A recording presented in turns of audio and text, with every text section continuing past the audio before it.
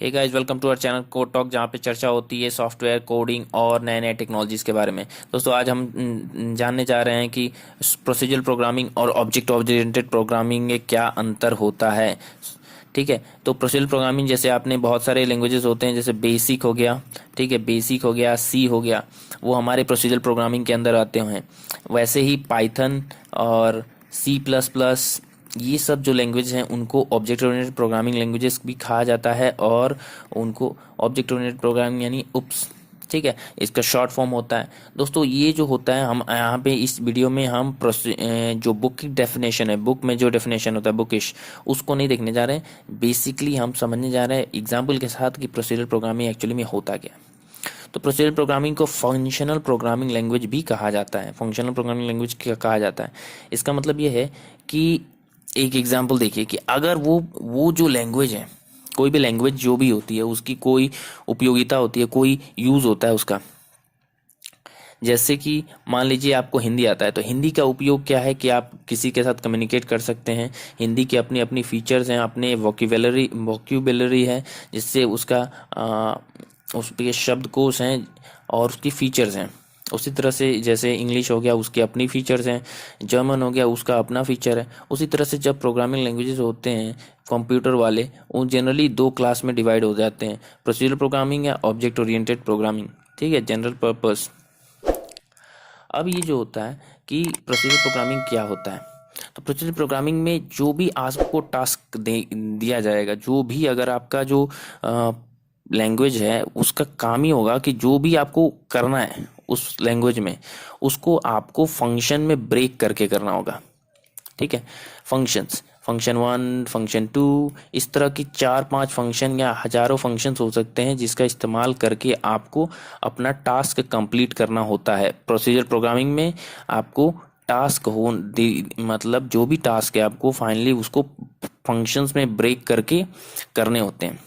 Where as object oriented programming में क्या होता है कि आपको क्या होता है, पहले आपको एक क्लास बनानी होती है। ठीक है, क्लास बनानी होती है और फिर उन क्लासेस के अंदर आपके क्या होते हैं, फंक्शंस होते हैं।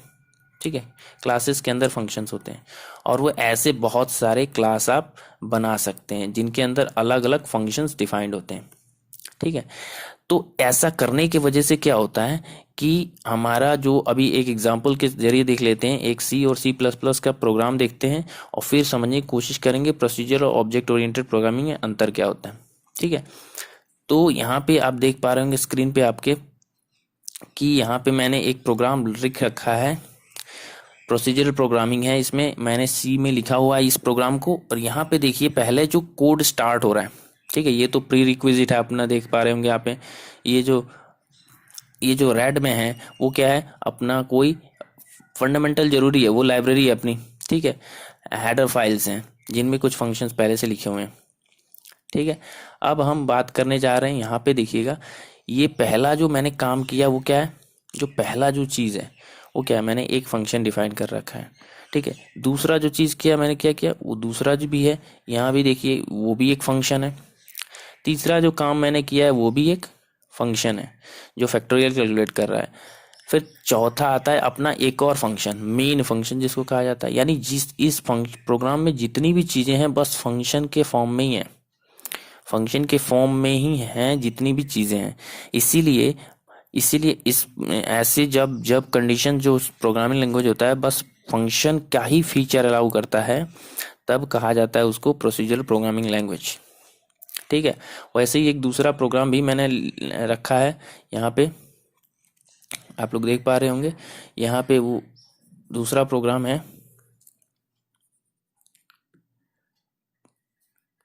यहाँ दोस्तों देख पा रहे होंगे मैंने क्या किया है, यहाँ पे सी का इस्तेमाल किया है, सी प्लस प्लस का यहाँ पे इस्तेमाल करके एक ऑब्जेक्ट ओरिएंटेड कोड लिखा है। ठीक है, तो यहाँ पे इस कोड में देख पा रहे होंगे कि यहाँ पे पहले आप देख पा रहे होंगे एक क्लास बनाया मैंने, क्लास का नाम देख पा रहे होंगे, उस क्लास का नाम है, उस डब्बे का नाम है जिसमें हमारे बहुत सारे फंक्शन होंगे, उसका नाम है बिल्डिंग। ठीक है, अब बिल्डिंग में मैंने बहुत सारे डाटा दिए हुए हैं, फिर वहाँ पे अलग अलग फंक्शन यूज़ किए हैं, जैसे यहाँ पे फंक्शन है अपना वॉल्यूम फंक्शन है, और बिल्डिंग का और एरिया फंक्शन।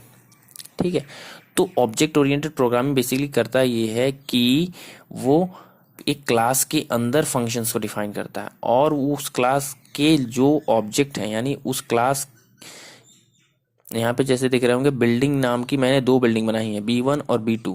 अब B1 और B2 ही इन फंक्शंस को इस्तेमाल कर पाएंगे, कोई और फंक्शन यहाँ पे कोई इनको इस्तेमाल नहीं कर पाएगा, depending on some other things. But ये बेसिकली ऑब्जेक्ट ओरिएंटेड प्रोग्रामिंग में यही फीचर होती है कि आपको, जो मैंने दिखाया कि एक डब्बा होता है जिसके अंदर इन फंक्शंस को इस्तेमाल किया जा सकता है। यहाँ पे एक कुछ क्लास होगा, क्लास के फॉर्मेट में होंगे, और उन क्लास के अंदर ही फंक्शंस होंगे, और वो क्लास की चीज़ें ही, यानी क्लास के जो ऑब्जेक्ट्स हैं वही उन फंक्शंस को एक्सेस कर पाते हैं। इसके वजह से क्या होता है, सिक्योरिटी भी बढ़ जाती है। सिक्योरिटी भी बढ़ जाती है कि कोई भी फंक्शंस का इस्तेमाल नहीं कर पाएगा, कुछ चीज़ें ही हैं, कुछ ऑब्जेक्ट्स ही हैं, कुछ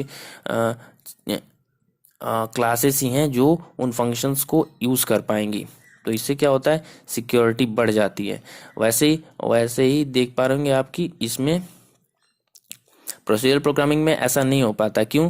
क्योंकि देखिए यहाँ पे पूरे कोई भी ये एकदम ऊपर में लिखे होते हैं फंक्शंस, मतलब बाहर हैं, ठीक है ना, फाइल के एकदम ऊपर नीचे कहीं भी होते हैं, और ये कहीं इनके अंदर सिक्योरिटी नहीं दी गई होती है, कोई भी इनको एक्सेस कर सकता है कहीं से भी, ठीक है। क्यूब जैसे कि यहाँ पे लिखा हुआ है फैक्टोरियल 7, ठीक है, फैक्टोरियल 7 को मैंने कॉल किया है इस फंक्शन को, ठीक है ना, तो वो कोई भी चाहे तो इसको कहीं से भी कॉल कर सकता है, फैक्टोरियल फंक्शन को, स्क्वायर को भी कहीं से भी कॉल किया जा सकता है। लेकिन जब जब ऑब्जेक्ट ओरिएंटेड प्रोग्रामिंग में होता है, तब वहाँ पे क्लास की जो बिल्डिंग्स हैं या फिर जो ऑब्जेक्ट्स हैं, ये B1 B2 जो ऑब्जेक्ट्स हैं, उन्हीं के द्वारा ही वो जो वॉल्यूम और एरिया फंक्शन है वो उनका इस्तेमाल किया जा सकता है।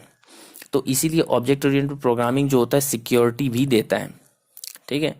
और प्रोसीजरल प्रोग्रामिंग का मतलब आपको समझ आ गया कि बस जो काम करना है आपको बस फंक्शन के जरिए ही किया जा सकता है, या तो बस मेन फंक्शन हो सकता है या बहुत सारे और फंक्शन होंगे, लेकिन फंक्शन के बिना आप कुछ नहीं कर पाएंगे, और जो भी करना है आपको फंक्शन के यूज़ करके ही करना होता है।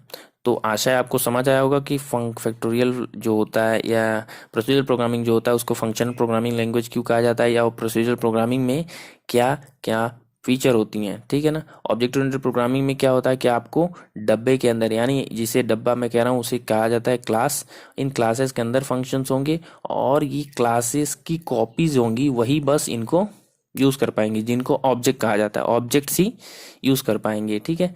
तो ऑब्जेक्ट ओरिएंटेड प्रोग्राम और प्रोसीजरल प्रोग्राम में आपको समझ आया होगा अंतर, ठीक है। इसी के साथ मिलते हैं अगले वीडियो में दोस्तों। इसी तरह के इन्फॉर्मेटिव वीडियोस हम अपने चैनल पर अपलोड करते हैं, तो अगर आप चैनल पर नए हैं तो चैनल को जरूर सब्सक्राइब कर दीजिए, और वीडियो को लाइक जरूर कर दीजिएगा।